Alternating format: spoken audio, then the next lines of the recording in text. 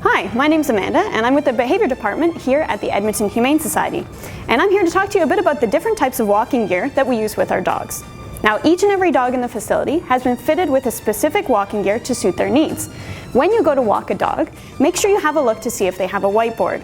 If the dog does not have a whiteboard, you cannot take them for a walk. And that's because a lot of these dogs haven't had their behavioral assessment, so it could be unsafe for you to enter the kennel with that dog. Now, once you locate the whiteboard, you'll notice that there's 4 squares which show the 4 different types of walking gear we use. Make sure you locate which walking gear it is, see if it's hanging on the hook or already on the dog. If a dog is missing that equipment or it's improperly fitted, please contact the Behavior Department right away and we'll fix it for you. So let's get into it. We're going to start with talking about the Easy Walker. As you can see, our dog has an Easy Walker on right now. It looks a lot like a body harness with a couple of main differences. The first difference is the D-ring, where you attach your leash, is right on the front of the chest of the dog. The other difference is that an Easy Walker has 3 main straps. 2 straps of the same color, as you see with the black, and 1 strap that is an odd color, as you see with the gray. In order to easily put an Easy Walker on a dog, all you need to do is take the Easy Walker off the dog's whiteboard,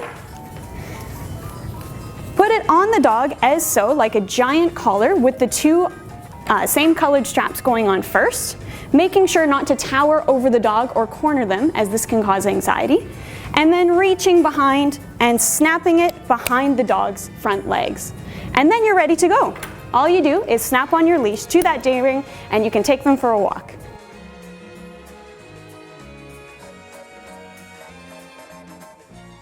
Alright, so now we're going to talk about the body harness. Now, we have 2 main styles of body harness here at the Edmonton Humane Society. One is called a walk-in harness. So how it works is the dog puts their 2 legs through the holes and it clips up behind their back so that your D-ring is located by the dog's shoulder blades. The second type of body harness is the one on the dog right now. This clips around their neck as well as around their chest. Again, the D-ring on the back. And this is a main difference that you'll see between a body harness and an Easy Walker. The other difference is that when you go to walk a dog, you'll notice that the whiteboard only has a leash attached. And that's because these dogs always need to wear their harnesses. You will never need to put on or take off a dog's harness. And this is important because the dogs that we put on a harness program are dogs that have touch sensitivities or they're shy of invasive handling. So the least that we can do to manage those dogs when it comes to touch, the better that they do in the shelter environment. As a volunteer, all you need to do is take your leash, attach it to the D-ring, and go on your way.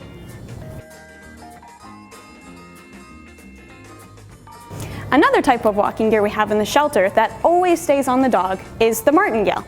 When you first see a Martingale, it might look a lot like a collar, but unlike a flat collar, you'll notice that it has a section of chain around it. Because the dogs wear these all the time, you'll notice that it won't be hanging on their whiteboard. Now, when you go into a dog's kennel, to attach your leash, you need to make sure you're attaching it to the loop right here. This D-ring acts to tighten the collar when the dog wears it. That's because for the dogs that we use Martingales for, they're often learning to walk on leash. When they learn to walk on a leash, they'll often attempt to escape by wriggling out of their collar. With the Martingale, they're unable to do so because it tightens just snug enough that it can't be brought back over their head. Another reason we use a Martingale is for dogs that have touch sensitivities, but unfortunately, they chew through their harnesses. In order to reduce the amount of walking gear that we lose, but also make sure that they're not being handled a lot, we'll then switch them to a Martingale. And the last reason we'd use a Martingale is for dogs that might have an injury, like a missing limb, or maybe mothers that are nursing. The regular walking gear we would use would chafe along those edges, so we want to make sure they're as comfortable as possible. Another type of walking gear we use in the shelter is called the Halti gentle leader or head collar, and that's what this dog has on now. Now, make sure when you visit a dog's kennel, if you notice that they have Halti checked off, that the Halti is hanging on the whiteboard. Now, the important thing to note is, unless you've done a behavior seminar on Halti training, as well as the practical component, you are not allowed to watch Halti dogs. And that's because a lot of the dogs we put on Halti have behavior concerns, whether it be leash reactivity, barrier reactivity, or they're generally strong and have a cause for redirected aggression on humans. For your safety and the safety of the animals, do not walk them. To know what a Halti looks like, You'll notice it looks a lot like a mini harness. It has several black straps, some buckles, and clips. It's a lot smaller, and like I said, will be hanging on the whiteboard. Again, unless you are Halti trained, do not walk these dogs.